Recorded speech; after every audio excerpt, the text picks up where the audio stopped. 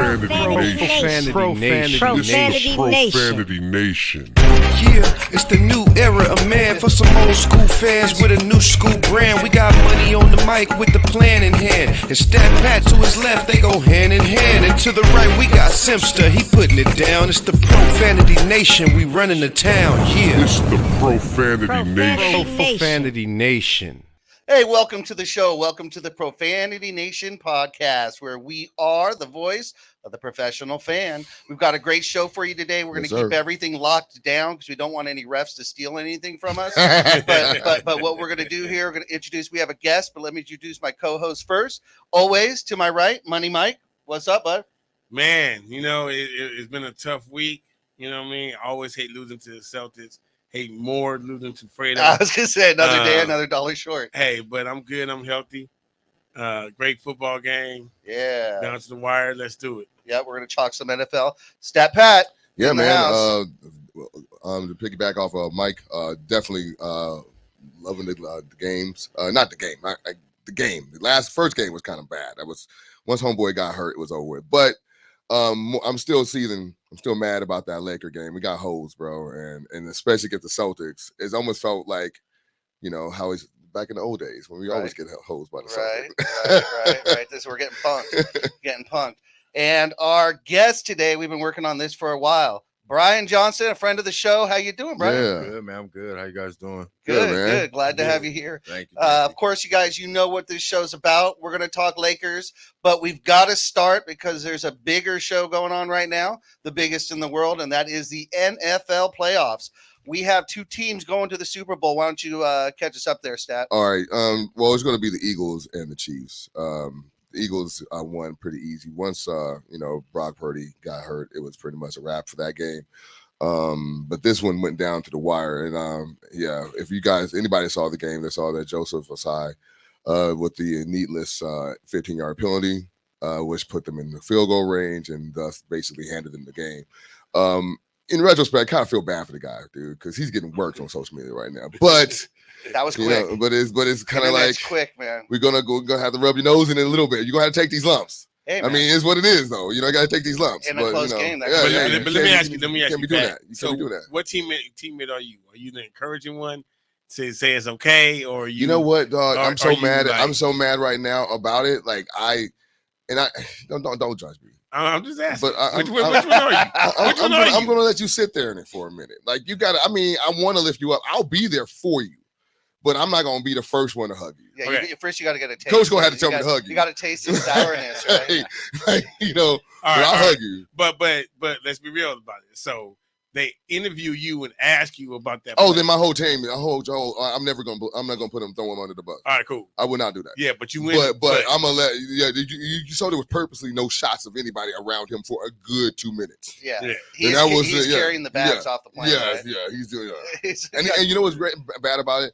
He was having a great game up until that point.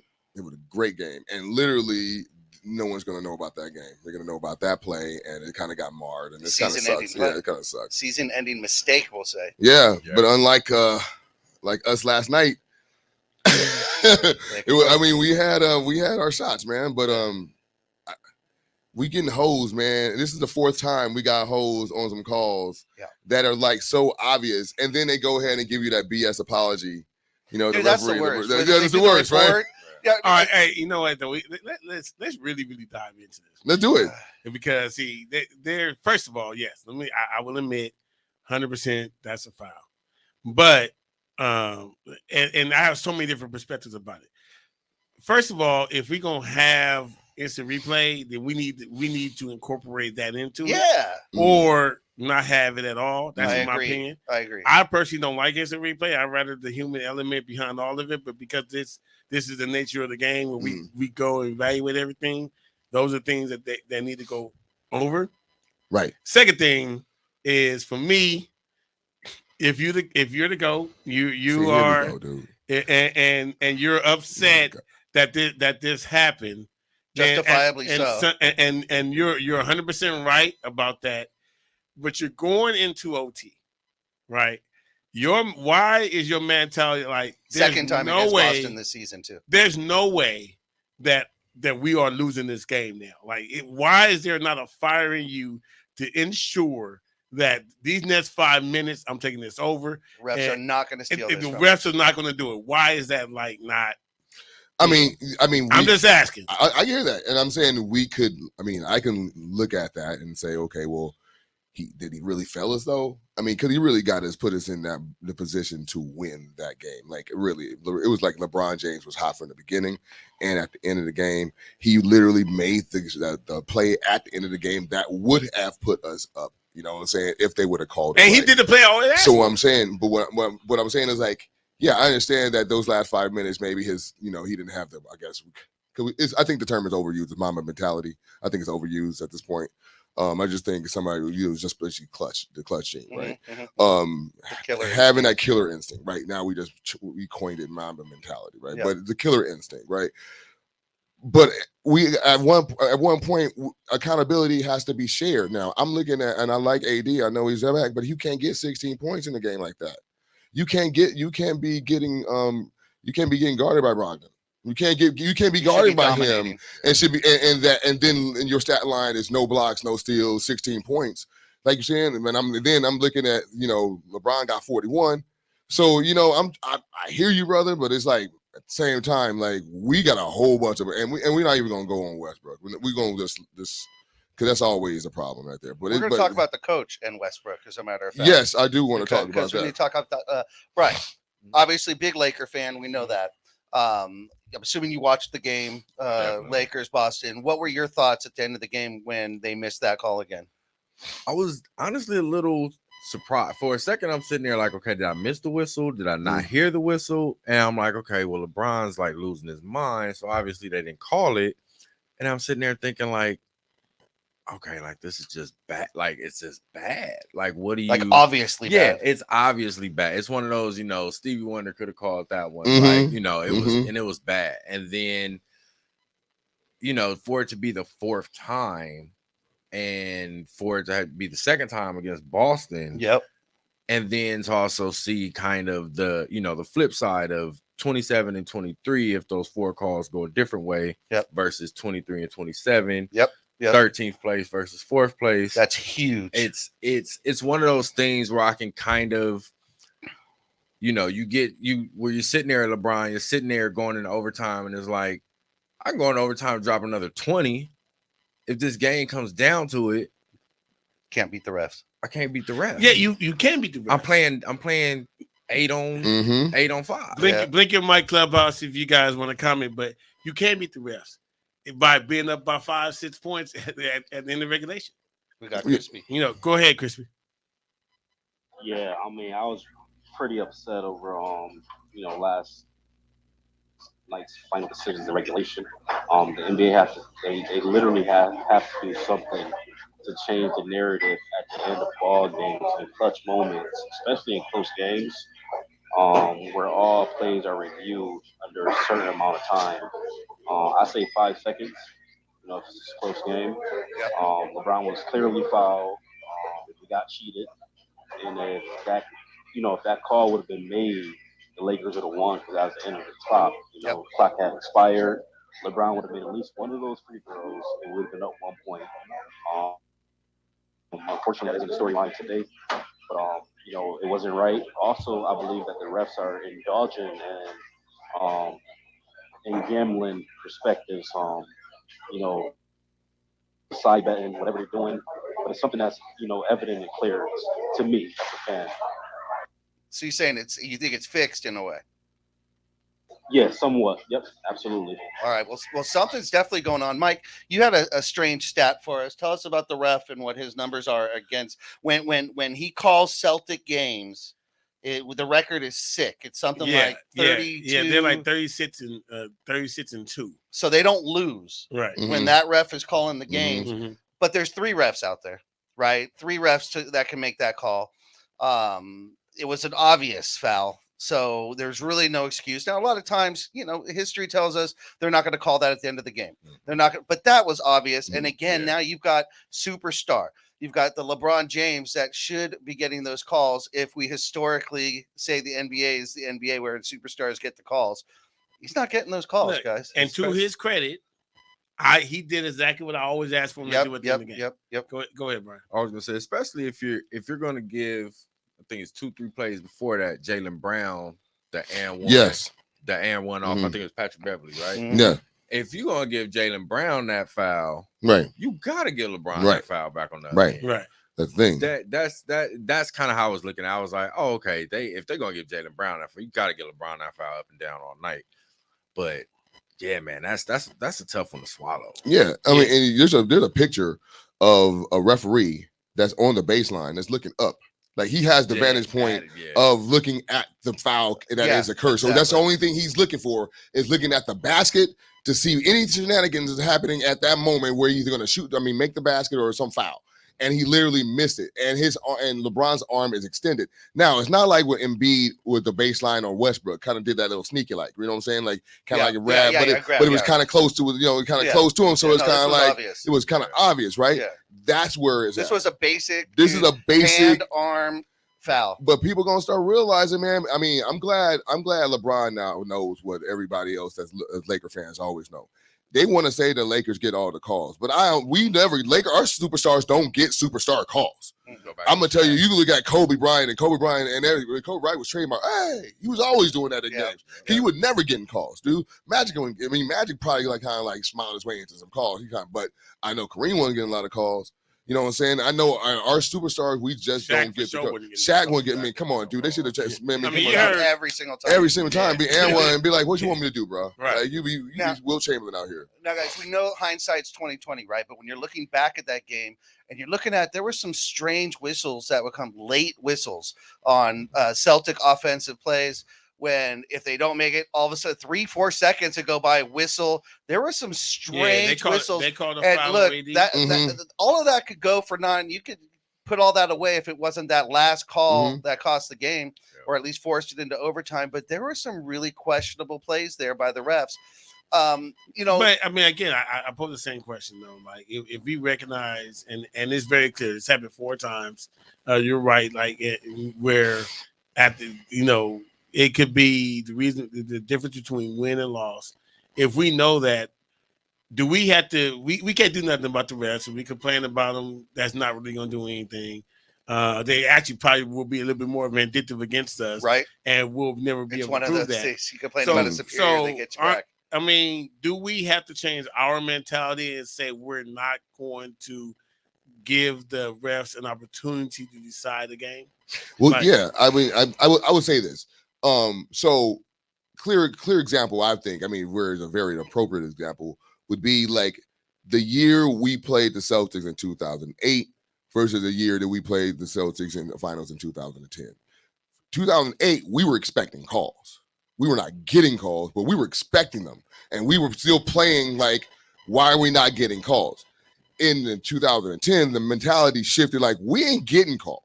So we have to play through every whistle now because we're not getting the calls. So we know we're not getting the calls. So the mentality shifted. But I'm thinking like, and I'm glad all the young fans or whatever, I'm glad y'all feeling this because this is normal. This getting hosed, Lakers were getting hosed in '84. Come on, dude. Like, you know what I'm saying? Against the Celtics back in the day. Like, this is nothing new. Getting hosed in Boston by the Lakers is par for the course. So it's just, if you're a Laker fan and you feeling some type of way because you feeling that it's like the Lakers are getting shafted in Boston, hey, welcome to the club, man. That's a little rite of passage. You know what I'm saying? Because that's part of our DNA. That's part of being a Laker fan. That's part of being a Laker fan. You know what I'm saying? That's what it is. Now, Money Mike, you're saying, okay, so we got to take a different approach to these games. Easier said than done. Boston's the best team in the league. What are you expecting us to have, a 15-point lead going in? That's not going to happen every night. Correct me if I'm wrong. We did have a 5-point lead, like the last 3 minutes left in the game. Yeah, sure. Can we just maintain that? All I need is 2 or 3 points. Yeah, that's all I need. So okay. So we do have to play some defense. We have lineups in there that's not supposed to be in there. Okay, so when we have these leads, and I'm looking at the box score, and I'm looking at the VAR, and it's like these plus minuses, and I'm looking at one guy always in the negative, that's starting to wear on me because that's literally you come in there to sabotage. Like, you're not helping anything right now. All it is, you're just taking away from any momentum that we get. And we have a coach that is insistent on playing 3 guards when we playing against big lineups. Like you got Jaylen Brown 6'8", I think, and Tatum 6'8". I think both of them are either 6'8" or 6'7", and we playing with guards. We're putting guards on them, and they're getting anything they want. And it's not like we have 3 guards that are shooting 40% from the 3. Like we're gonna make you pay for it on the other end. No, we're just gonna shoot you out of it, right? Yeah. You come on out here when the air is thin out here at 3-point line. We're gonna go ahead and kill you with that.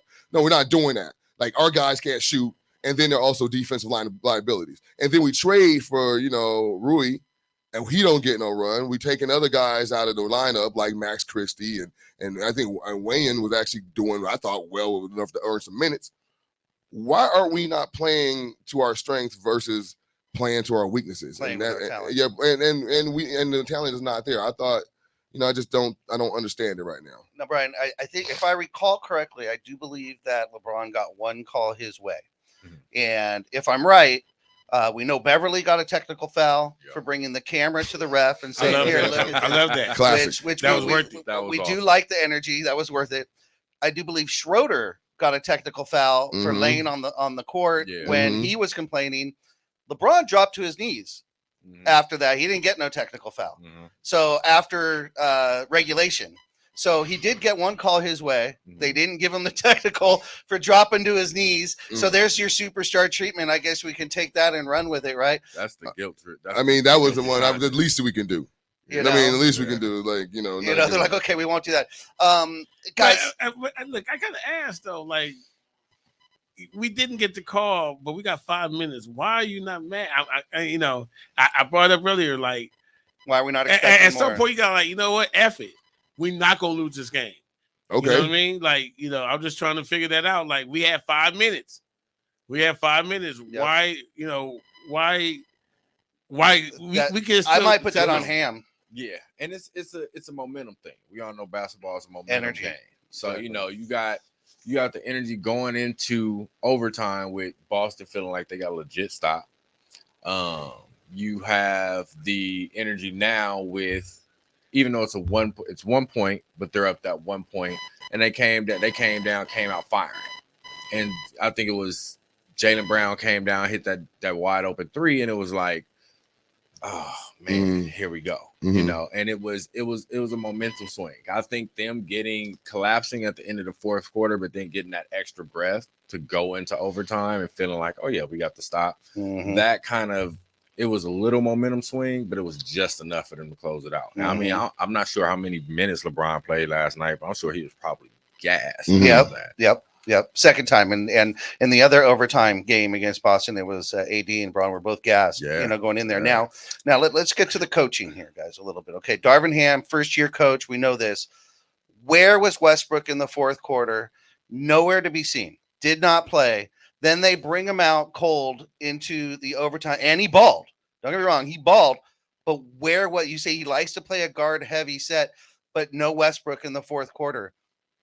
Do we owe Westbrook some minutes in the fourth quarter there, Stat, or what? I mean, he's part of, the rotation is, I guess he comes in sometimes in the fourth quarter. But in the last few times when he comes in the fourth quarter, it's like he's not having his best time. And it's kind of like they're losing leads with him in the fourth quarter. So I think Darvin Ham was kind of like wanted to kind of like not have that. He has other guards. Now he has Lonnie Walker back. He has, he's doing with Schroeder. But that lineup he does with, and Pat Bev, it's just not really working. You can't have those guys in there at the same time. But he did ball out, and you got to give him his credit. But I just think like sometimes, especially in the third quarter, it was a couple of plays where it was just like he wasn't taking the game seriously. And another thing, look, man, y'all could be mad at me, Mike. You probably agree though. I don't like people laughing and smiling after losses. No. Don't like that. Yeah. I didn't like that. Take it personal. When that when he said before, win, lose, or draw, man. At the end of the day, just have fun, man. Like it's all about having fun. No, we can't do That's not that mentality. Can't you talking about why we ain't balling out? You know what I'm saying? Because we got some fools in there in the locker room that think it really don't matter if we win or not. They still take home a paycheck. Yeah, that $47 million still getting cash. Yeah, you know what I'm saying? Look, my daughter was playing soccer or whatever. I remember the first time they came out there and the coach had gathered everybody out. And he said, "Hey, I just want, as long as y'all have fun, it's good. It doesn't matter as long as you have fun. And then you're gonna turn around and say, "Hey, I need some assistant coaches." Well, you don't need me because I'm not into the fun. Winning is fun. You know what I'm saying?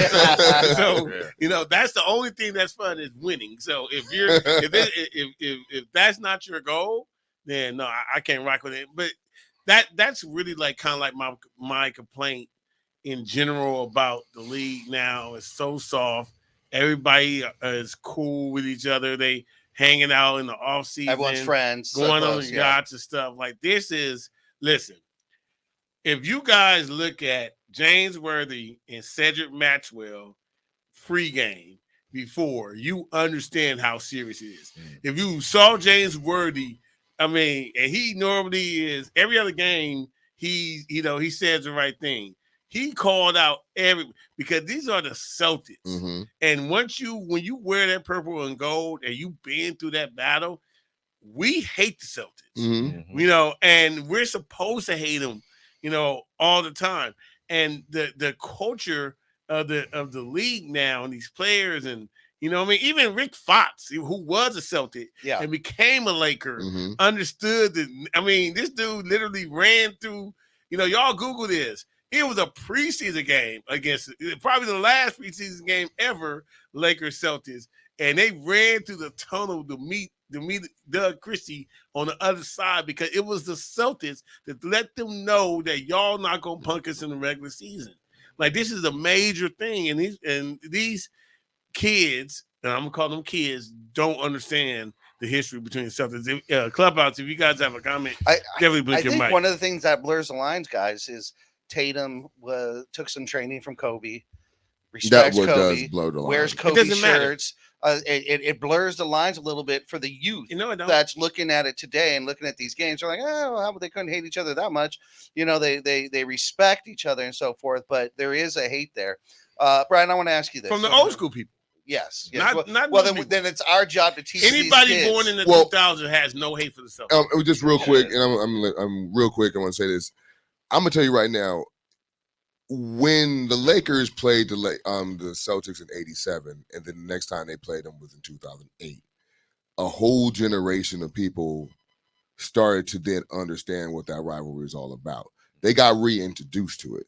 See, the hate was at an all-time high when we met them in the finals. But when we saw that we were going to meet each other in the finals, then we started to kind of like chirp at each other a little bit. You know what I'm saying? Yeah. Now we both in it right now, even when the Lakers were winning and the Celtics sucked, and with the three-peat, it really wasn't in the rivalry until Kobe met up with, against the big, and then we all started to feel it. But you know why though? You know why? Because Kevin Garnett was on the other side. Yeah. Right. And Kevin Garnett, he understood. That's what we supposed to hate? All right, cool. I got you. He knows how to hate. You know what I mean? Easily. And I got a reason to, and it's legal? Yeah, right. You're like, it's legal? I can really pour it on? You are rivals? All right, cool. All right, guys. Let's talk about accountability here, all right? The NBA releases their refs report, the last 2-minute reports, right? What a waste of friggin' time that is. Okay. Brian, what use is it for them to say, yeah, you were right? We missed that call, and they do nothing about it. Refs aren't held accountable. They aren't fined. They're not suspended. They can't change the game. They can't change who won. What is the use? They don't seem to be learning anything. These refs don't seem to be improving. Look, being a ref, NBA, it's a hard job, right? Yeah. We know that. But what in the world are these last 2-minute reports serving? Besides just to rub it in and make it more sour. That's pretty much what it kind of seems like it is most of the time. You know what's happening in the, when it's going on. We're all sitting there saying, oh, here we go. We're going to read it in the last 2-minute report. And then you read it and it's just like, okay, so now what? Yeah. So it's like, it's just bitter. There's no sweetness to it at all. Exactly. And I think that's the most messed up part about it is it's like, okay, you're telling us all that the sky is blue. Like now, now. Well, we saw it last night. Why were you saying it was green last night? Exactly. So it's just like, it's at what point do you take the 2-minute report and make it a useful tool? Right. Like, it's great that you have it and it's great that you can put that into. So like, how do you actually put that into play? But look, see, the interesting thing about that is like, let's say they actually do something like to the refs or there's consequences because we don't know what happened. You know, you're never going to know what's going to happen with the refs. Yeah. You know, I know they have their own union and all that type of stuff, and you know, it really does put the refs in and I'm not trying to defend them. I'm just thinking like it puts them in a really bad spot, right? Because if you come up on this report and of making bad calls like in the last 2 minutes, right? Now you have pressure to, oh my God, I came up on this report. This game is close. Do I call a foul or do I not call a foul? You know what I'm saying? Mm-hmm. And because, I know a report about to come out tomorrow. You know what I mean? Mm-hmm. If they say, you know what? Let me call the foul. And if it's a bad call, it's another thing. And now people know their names. Well, so I would say it's a really big gray area for them. I just rather the report just not be out. Yeah, the report is useless. But what they need to do is, as you said, it should not be made there is public. either replay or there isn't replay. They've got officials in Dukakis, whatever, New York, watching the friggin' games, making those final calls. Somehow they got to institute that quicker. Somehow you got to go back. Secondly, Jeff Van Gundy's right. If you challenge a call and you win the challenge, you should get your challenge back because but you can't challenge a non-call, but you should be able to. Mm-hmm. If you have replay, look, it's the integrity of the game, guys. Exactly. It's if you want to keep fans, because we believe that this is real. We believe that this is up to fate, not pre-scripted. Mm-hmm. But then when you look at a game like last night, man, you're looking at it going, dude, okay, so not only did Schroeder get a T for saying, hey, Beverly got a T for saying, hey, LeBron's on the ground screaming, and we won one challenge. Mm-hmm. And we won a challenge. I mean, add those up, man. The shit was going against us. Oh, yeah. Yeah, dude. Yeah, 100%. Like me personally, to be honest with y'all, I just rather replay not be there at all and just deal with the human element, you know. But if replay is going to be there, then we have to use it for 48 minutes. Because honestly, human element is KD with his foot squarely out of bounds and throwing the ball in. That's human element. Yeah. You know what I'm saying? That call could have been so fixed if we would have had some kind of video assistant. Now, one thing about the report though, this and then going back to what you said about the referees putting themselves out there. They're writing these reports because they're missing clear and obvious fouls. It's not like just the little ones or whatever. These are clear calls. Yeah, these are the clear and obvious ones. Look, I agree with that. Which, by the way, is what you're getting paid for. In these situations, you need to be good enough. You made it to the NBA. Your level has to be at a professional level. So you have to make that call that is clear and obvious. If you can't make that call consistently, then I can't put you in games that really count. Because this is regular season. Imagine if it was an NBA Finals, okay? I can't have this crew in there. And so if we're not talking about we can't fine them, we can't fire them, we can't do all this, and what this is the only way that we can hold themselves accountable. If they're scared to be on the list, then guess what? Don't be on the list. Look, I agree with that. All I'm saying is that I don't think we should make it public. Right, I think definitely everybody need to review every game, last 2 minutes, and they need to give them a grade. Like y'all got an F, and then at the end of the season, when you sit around and say, "Do I want to renew this referee?" Nah, dog, you got you refereed 50 games and you got 30 Fs. Okay, well, cool. Then we want to send you back to the G League or demote you or whatever. Yeah, he needs some seasoning. Yeah, absolutely. You know what I mean? Like, I for making it public to admit something that we already know. Now you're, like I said, it's not doing anything. It's true. But because look, we saw it like, remember back in the day, who it was Violet and the other female referee that came in. Remember, they came in at the same time. Violet came in, she was good, and it was all the big uproar about these two female referees and groundbreaking everything. Violet had a 20-year career. Mm-hmm. The other one didn't. Why you think she didn't? Because she wasn't good. Mm-hmm. You know what I'm saying? And so I think that's the proper thing you should do. Yeah, I don't think you can call out the ref's names, because then the second you see that ref in a game against 100%. you're watching him with goggles and magnifying glass, and you're going to call out everything. So you're right. That should be kept private. However, they have to release what they do in order to hold these refs accountable. But it has to be some sort of transparency between the fans that are buying into, like you said, into this product to want to believe that it's not being rigged, and for, like you said, to have the accountability on the other side. We just got to know. And going to your point before, how did we get that stat? That 36-2. The NBA ain't giving you that stat. That's people on the outside looking at, okay, so and so. Okay, that's who he is. And when he calls these games, what I'm saying is people doing that work. So I'm saying we already got data. You know what I'm saying? It's already out there. So it doesn't really matter about that report, because we can know in situations in just 5 seconds or less or whatever, they could miss the call. Then there's somebody out there, best believe, got that dude's record on situations like that. Like, brings up a good point. Should we get a box score for the refs? No. Should we know this ref tends to call traveling more than any other ref? Ref tends to do this more. I think the guys in Vegas have that. I think the people in Vegas have that. Do you think that would hurt? Would that hurt or help? Well, I mean, if you're in the league, most of the players in the league, coaches in the league, they'll tell you they kind of know the refs and what they tend to call and stuff like that. For the casual fan, I don't think it'll make much of a difference. But when you also tie into like this kind of new landscape that we have now in the NBA, NFL, and everything with sports betting, that's the big thing. It's just like, okay, well, now if everything can swing, like, you got to think how many over under swung last night, how many, stuff like that. So when you get into all of that, that's where like it's like, okay, you can't really not have too much transparency because there's so many working parts.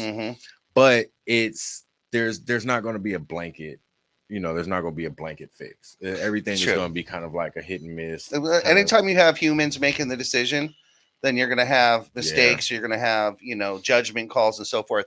Guys, don't go anywhere. You know where we're at. We're at the Profanity Nation podcast every Sunday night at 8:30 p.m. on Infinity Television, only on YouTube. Don't go anywhere. We'll be right back.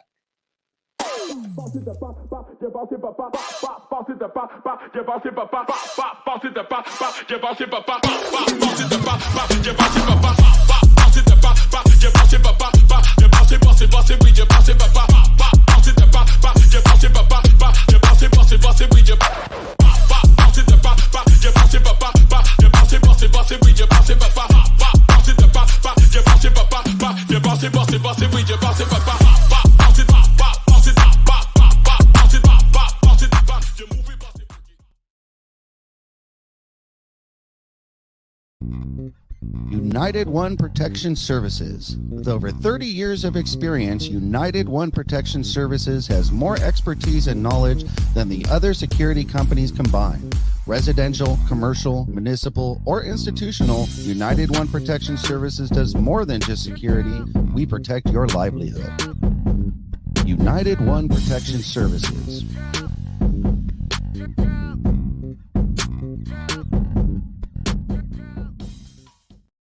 Hi, I'm Renee Starms of the Starms Agency. Do you know why 97% of startups fail? It's because they don't have the proper exposure. So for the first time ever, Infinity Studios and the Starms Agency have come together to provide you with the Little Guys Big Marketing Package.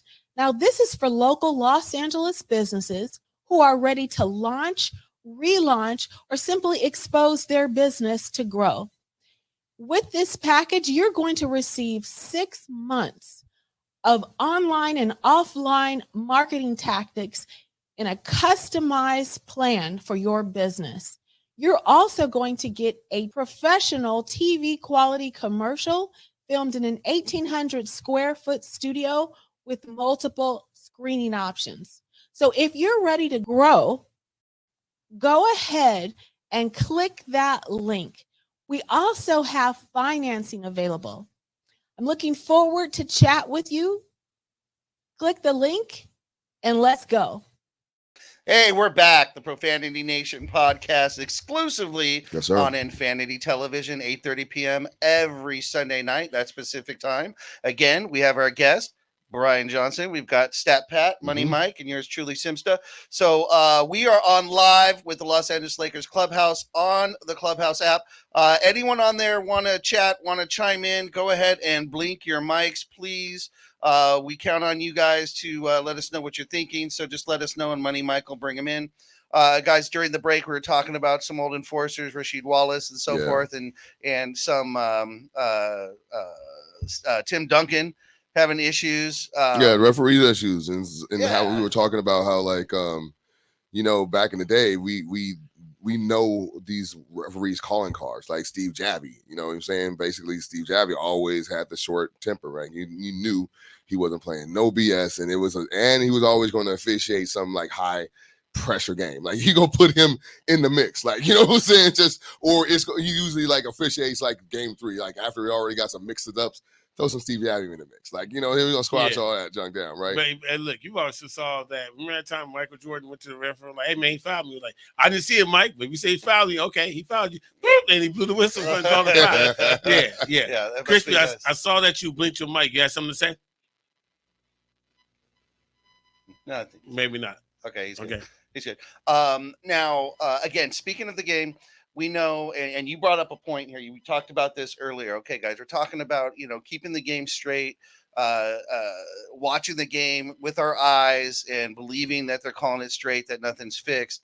When you have these questionable calls and they come up so often, not only against your team, but in one game where you're questioning, you start to go into, well, did that ref actually throw the ball during the jump towards the Celtics side, or did they go? Like you start looking, it's right? Just so crazy. So they have to keep it straight. They have to hold their refs accountable. Otherwise, we start looking more, and we start develop. And whether he did or didn't, we're gonna start to see things that don't exist because you're looking for it. Yeah, because you're looking for it, guys. I don't know what the answer is. I actually like instituting more replay. I don't know why it takes so long as it stands, right? That's the big thing is, like, if you have all these resources, we have people in New York looking at the games, you have people looking at it in real time. Why is it taking so long to, you don't have to just go with the refs on the floor. If you have 8 minds sitting there going back and forth about this, it should be able to get it done a little bit quicker. Yeah, in soccer they have the thing called VAR, right? So it's kind of like is there, and this, I'm just free thinking here, guys. Would it ruin the game to come back at the end of the half, let's say the first half, and say, New York is called in, said these two were wrong? Oh, retroactively do it? Yeah, like a free throw. Yeah, I think retroactively it would be just a chaos. I think it has to be real time. They have to be able to get that call in and get it right then. So it is what it is. I like the human. I just love the human. Like, look, there was a call when there actually was a quarterback for 49ers playing in the first half, where the guy we thought looked like an amazing catch.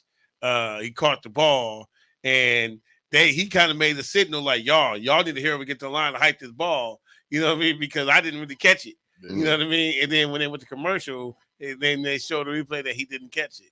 Yeah. I think it's actually pretty awesome that they were like, yo, we got to run this play quick before they have a chance to review it. You know what I'm saying? It's part of the gamesmanship. Yeah, but yes, you know what I mean? So you're like, oh, they missed the call. But to me, that's like a cool thing too, because it still kind of keeps the human element in it.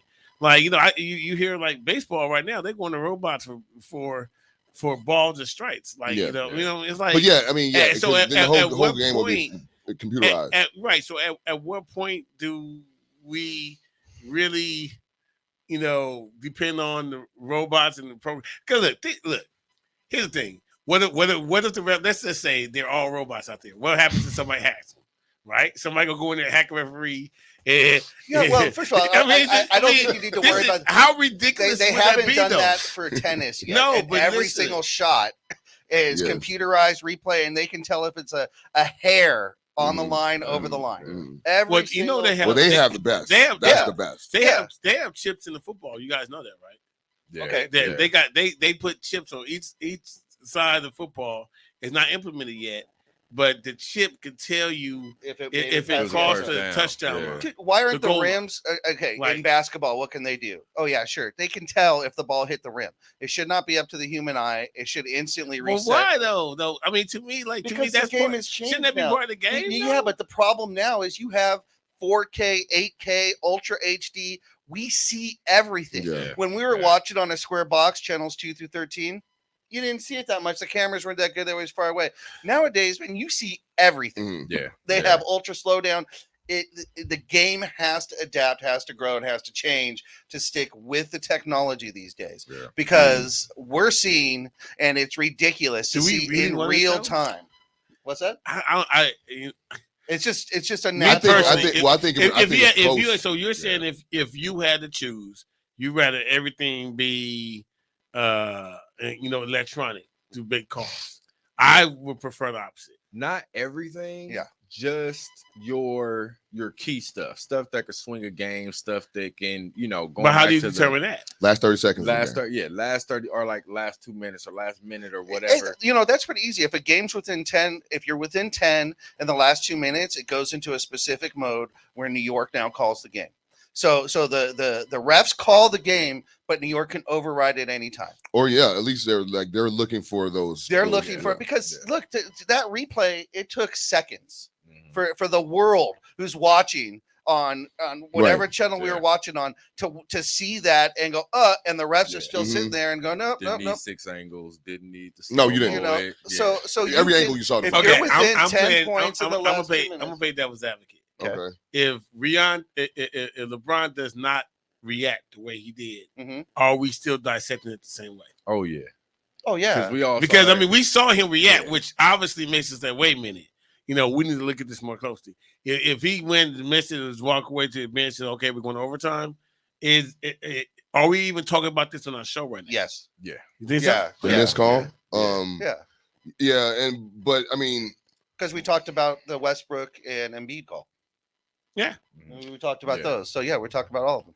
and even Because though you see them with your eyes. yeah, Yeah. and you guys were talking about earlier about how not being put in positions where to have these calls affect us at the end of games. And there are a couple of players' games that actually did stand out. Pat Bev didn't have a bad game last night. He actually had a pretty good game. He did. He hit 15 points, some timely 5 threes. rebounds, 5 assists. Yeah. Definitely hit his threes. That big putback was big. Right. So putback yeah. done, Also, Lonnie Walker, good coming back, 13 points. Mhm. Off the bench. Be honest with you, AD didn't have an AD type game. He was 6 for 15. And then Westbrook was 4 for 14. Now he balled a little bit in the overtime. Yeah, I did. But the first 4 quarters, he was that, and it was just hard to see them shoot themselves out. We shot only 28% from 3. So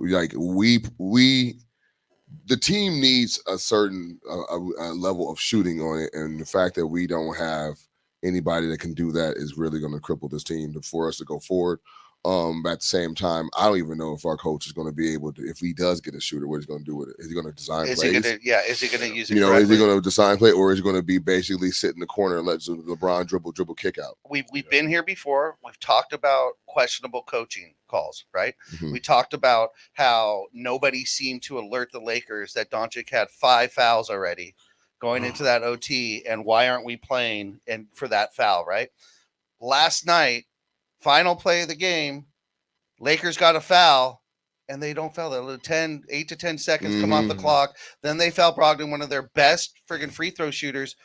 That's coaching. Yeah. Now the player's IQ should know better, but if the coach isn't calling you to foul, he's going to say, go out and foul. Yeah. What are your thoughts? Let me ask you this. This is your first time on the show here. So what are your thoughts on Darvin Ham for the season so far? There's been some highs, some lows. Obviously, the team is somewhat underperforming, but there's reasons. What are your thoughts on Ham so far this year?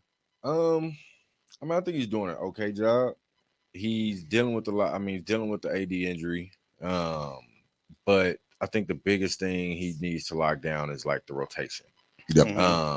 I mean, at some point, I was sitting there looking at the Lakers roster. Like, has he played 16, 17 guys at some point? Like, how's he? Where all the? It seems like there's a new person on the floor all the time. It's just like, okay, you got to get your rotation locked down, and you got to figure out how to use your players. You can't just. One thing that I was actually talking to a buddy of mine about the other day was this is kind of reminiscent to me of when right before Kobe tore his Achilles. And we were just D'Antoni. And D'Antoni was just riding Kobe. We just gonna ride Kobe until it's almost kind of similar to that. Like, we're just gonna ride LeBron. And we'll figure if LeBron passes you the ball, do something with it. And if he doesn't, like that seems like that's the game plan. And it's just like, obviously that's not gonna work. You gotta take all these pieces and you gotta figure out how to use them. But I mean, at times, just the lack of basketball IQ from the coach. Yep. And then you have all these assistant coaches too. Coaching staff, I was going to say. Yeah. It's their job to remind the coach as well. Yeah. So there seems to be a breakdown there. Yeah. Do we talk about the IQ from LeBron though? Yeah. Let's hear it. Yeah. I mean, because listen. Let's hear it. He made the right play. He did this time. He made the right play. Normally, towards the end of games, we have reason to question his decision making. But this time, we have reasons to question Darvin Ham's decision making, especially in the overtime, to suddenly put Westbrook in there, which I'm not blaming Westbrook, but I am blaming Darvin Ham. How you have him sit for 15, 20 minutes, get all cold, and then stick him in there. He's still bald, but if you ain't going to ride with him in the fourth, why are you riding with him in the overtime? Yeah. If he wasn't good enough to get you the win in the game, how come he's good enough in the last 5 minutes? I don't understand that. It's confusing. Yeah. Well, listen, I definitely think that we need to, or Darvin Ham needs to have some form of consistency, especially in regards to Westbrook. Like, Westbrook needs to know at what point in the game he's going to get in, how many minutes on average he's going to play, and how he's going to go ahead and utilize him. I mean, because Westbrook is an energy guy, so he's not a guy that's cold, that's going to come in and be effective. So he has to know when he's going to come in and come out, so that way he know how to go in fact with the rotation.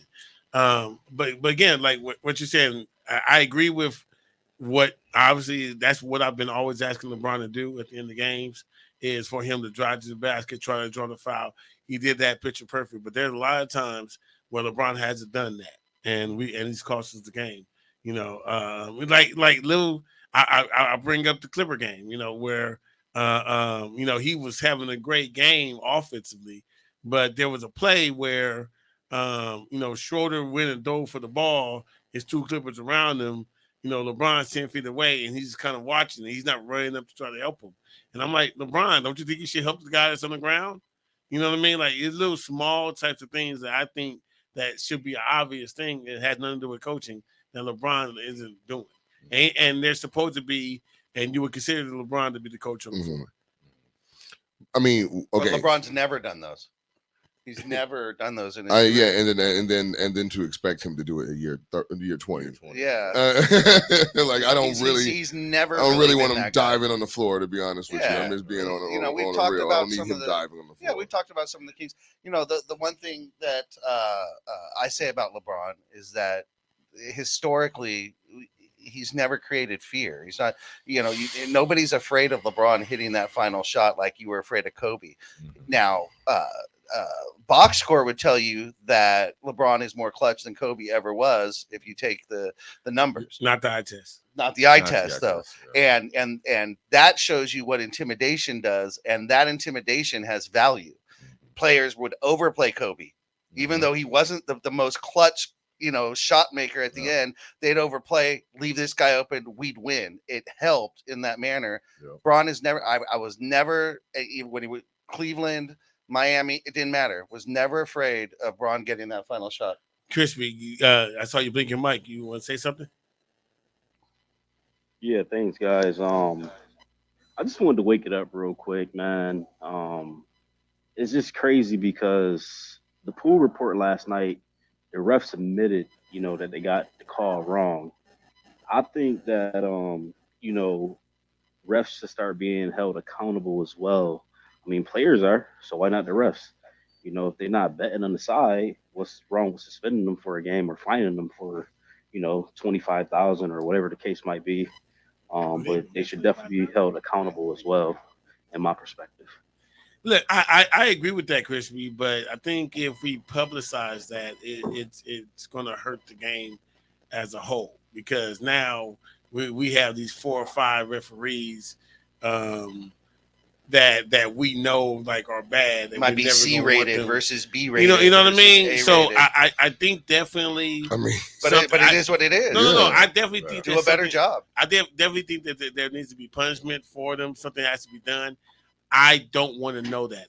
I'm cool with me being like, whatever happened to Sam Smith? I ain't seen him referee a game in a while. I'd rather it be like that versus be like, it's been announced that Sam Smith has been fired because he messed up these games. Because like you said, Internet's undefeated. So what they gonna do? They gonna look up Sam Smith every game that he done messed up, and it's gonna be a snowball that I don't think that the league is going to want to get out of. That number 36-2, that's telling. Yeah. Crispy, here's what I wanted to say. Go ahead, Stanley. You have something to say? Yeah, I just wanted to say that I don't think that it's practical to have the referees be punished for it. I think we should just introduce what soccer guys introduced, which is called VAR, virtual assistant referee, who communicates to the referees on the floor and tell them that, no, let's take back that play. There's a problem. We're checking it real quick. It takes like five seconds to check it. They're checking it real quick. And then the referees can be able to go to the screen and check. Just what they normally do sometimes. But I think there must be a reason why they don't penalize the referees for bad calls. And so I think the VAR should be introduced, and then the play can be called back. And I think I've seen them do that before.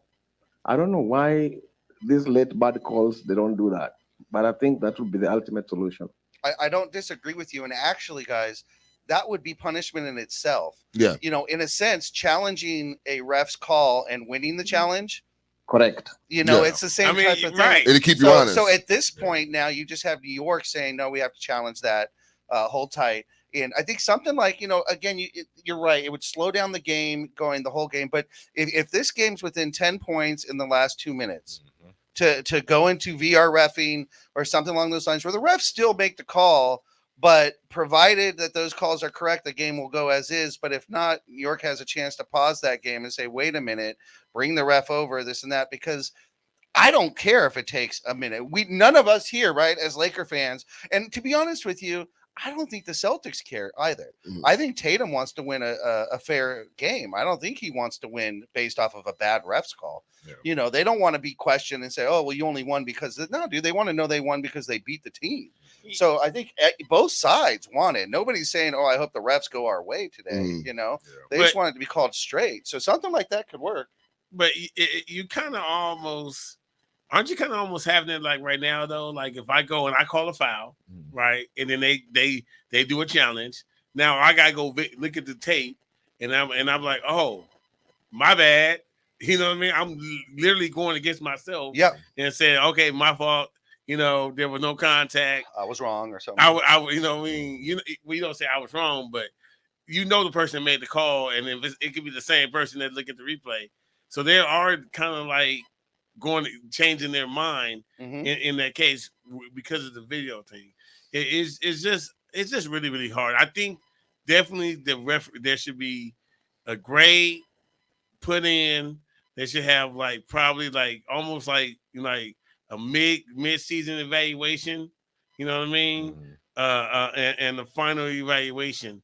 You know, supposedly that happens. Well, I think before they go, in order to ref the finals game, they're looking at their records and saying how you know. So they do get evaluated. Yeah, so that is happening behind the scenes. They get evaluated. I just think, you know, with the referees, how what you were saying, that the accountability or not putting their name out there.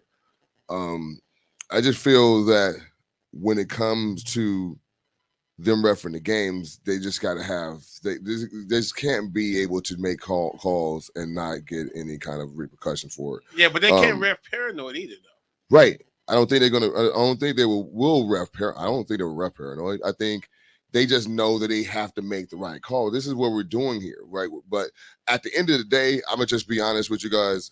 controversy sells. I don't even think I think we probably even overthinking it more than the league's overthinking it. Because to be honest with you, we're just having a little discussion right here, and we're already thinking about things that we can do to make the game a little fairer, right?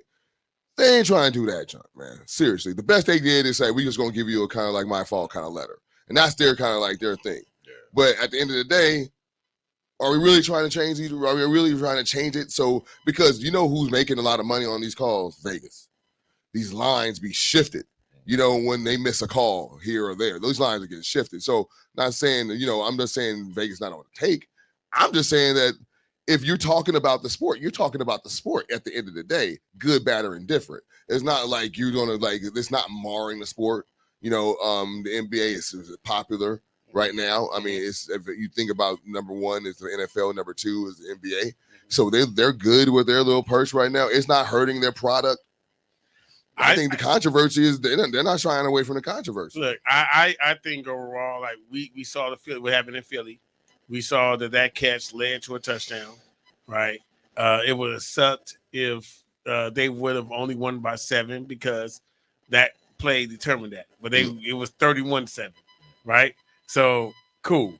No harm, no foul. They missed the play. I think it has to be ultimately on the players to not put it in the referee's hands. As obviously you can't do that every time, but at least as little as possible, for the players. Like he's going to run, play some defense, do that, do your part, so that way we won't even be talking about the refs after make the call. Because if I'm a referee, I don't want to determine the game. Some of them do. But see, that's think that they're the start, and that's okay. So I know you we use the word human element a lot in this podcast today, but I've been there. I remember what human element looked like. You know what I'm saying? I've seen the blatant missed calls. I'm seeing that. We grew up in the era where they would literally, the unspoken rule was the referees ain't calling shit in the last 2 minutes of the game. That's what we know. They swallow the whistle. Go in. They swallow the whistle. So we looking at it, it's just a brawl for 2 minutes. But we know what it was. But I'm saying, what is that? What is that? What is that quality? You know what I'm saying? We don't want that. Do we really want that? We got to understand that the referees are going to take the night off now. The reason why we're going to work 46 minutes out the game. The reason why we don't want that is because replay is implemented. There you go. So if replay never was implemented, then yes, we want that. Here's the problem, Mike. We all have replay on DVR, and every channel is replaying it for us. Right. So even if you take because I can pause it. And even if you take replay out of the game, it doesn't matter because ABC, NBC, they're still showing you that, and you hop on Twitter and they're showing you that replay is there, so you might as well go with it. That's for sure. 100%. All right, guys. So Brian, again, first time at the show, but every time we get towards the end of the show, we do a segment called Money Mike's Out of Bounds. Gotcha. Money Mike is going to share his thoughts or opinion on a topic, and it's easy. He just wants to know if he's in bounds on those thoughts or out of bounds. Clubhouse, you're in this as well, so listen up and blink your mic if you have a say-so in this. Money Mike, you got the mic. You know what? I'm changing up my out of bounds because we didn't have a chance to talk about it on the show. We're going to talk about it right now. Chris, that is amazing jersey. I love it. Thank you. It represents Matt Donald's All-American. Thank you.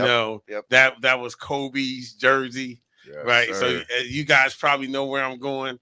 There's a certain player, not this year, not with the last name Bryant, but the last name James, that has made McDonald's All-American.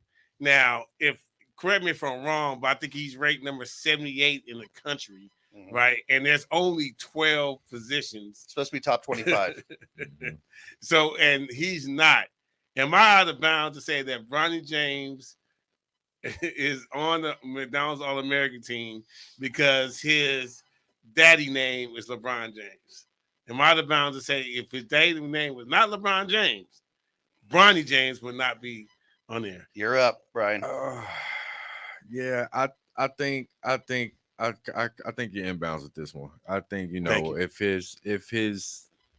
his pops wasn't LeBron, if you're 78th in the nation, I can't see anybody else swinging that. Especially when you got you got so many players between 26 and Mhm. 77 that are pissed. that are yeah That are pissed right now. I mean you got and what like one thing after I saw that too, I was like telling a buddy of mine, I'm like, I'm kind of interesting to see like how these little tournaments and stuff gonna shake out, because people gonna be gunning for him now. Mhm. All those top prospects, if they got any chances of him, they're walking in the gym and they got a bullseye. Yeah, they got a chip on their shoulder. Oh yeah. To say, oh, you think they're better stat?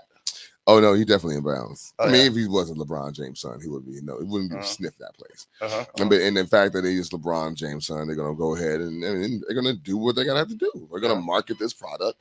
You know what I'm saying? We're gonna put him out there. He should know at this point in time his level of play isn't good enough to get the kind of pub he's getting.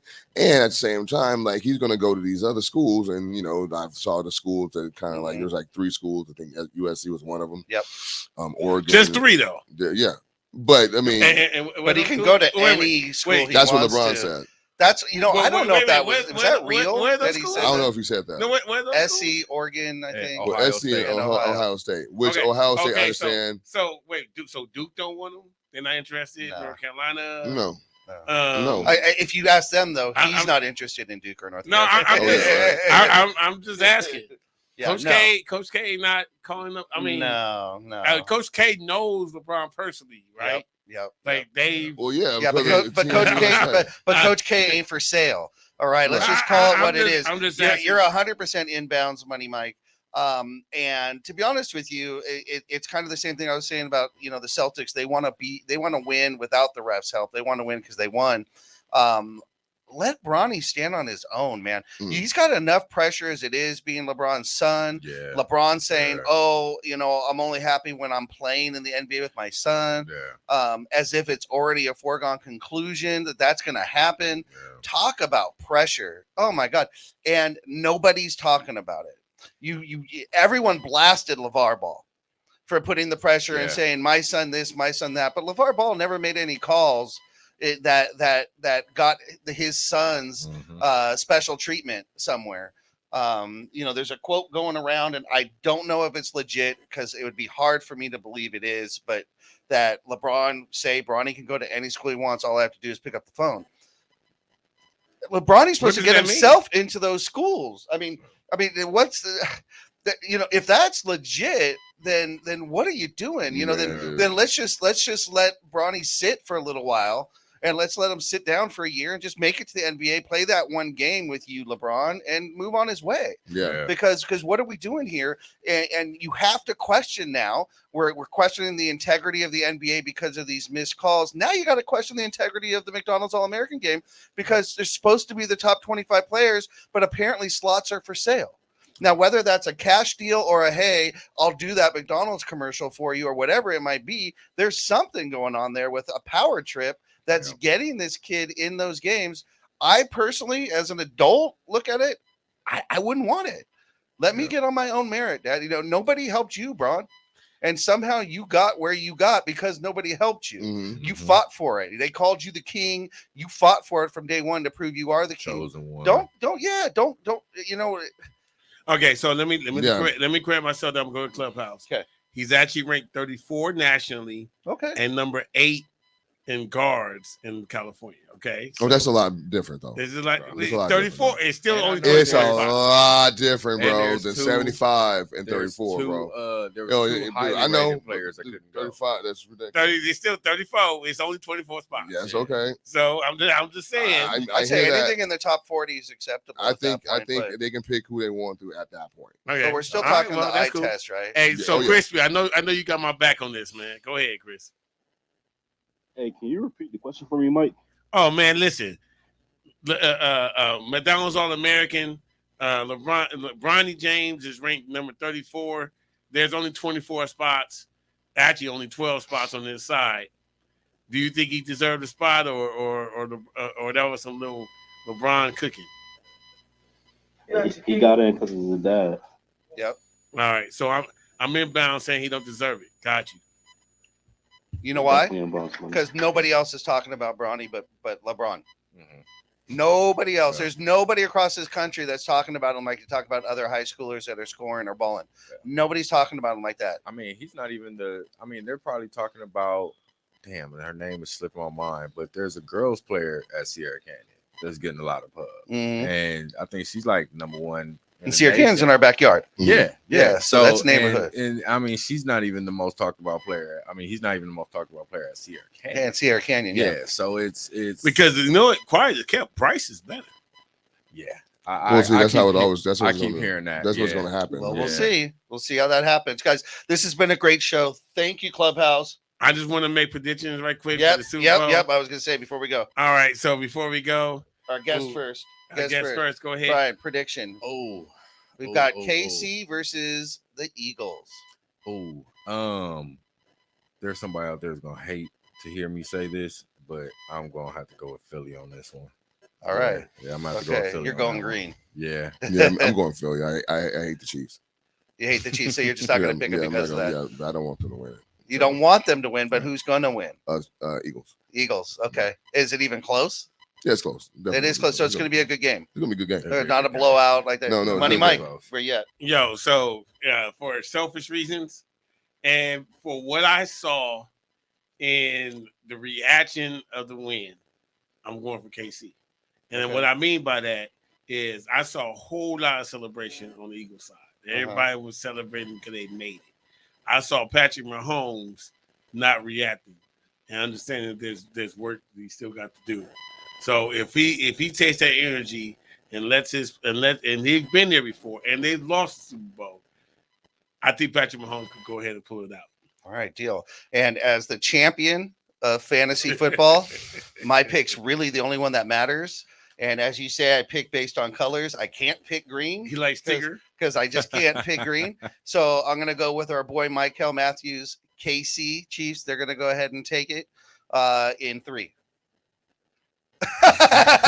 Crispy, there you go. Hey, Crispy. How many games you think it's going to take? Wait.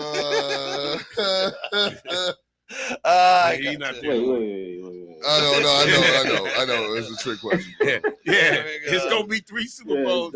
It's gonna be 3 Super Bowls. I'm taking them 3. That's hilarious. There we go, guys. This was a great show. Hey, Money Mike, Jeff is hilarious. I want to say one good hit on Pat. One good hit on Pat is gonna be over. He's already hurt. He's banged up pretty bad in the previous game. And I think the Eagles are going to put us without by 35 to 30. Nice. That's going to be a final score, in my opinion. All right. Excellent. We'll hold you to that. No question. All right, guys. This has been a great show. Brian, thank you so much for being a guest on our show. It always goes so fast. Awesome, man. Thank you. We will be there. Super Bowl coming up next week. We are actually going to be in Vegas at the Pro Bowl. We're covering some events there, so we'll have some updates for you guys. We'll have a new show for you coming up soon, but we've got some events coming up, so we'll talk to you guys real soon. We'll see you guys after the Super Bowl. We'll be chatting about that. Until then, you know what it is. It's the Profanity Nation podcast, exclusively on Infinity Television on YouTube, 8:30 p.m. every Sunday night Pacific. We'll see you then. Thanks, guys. Peace. My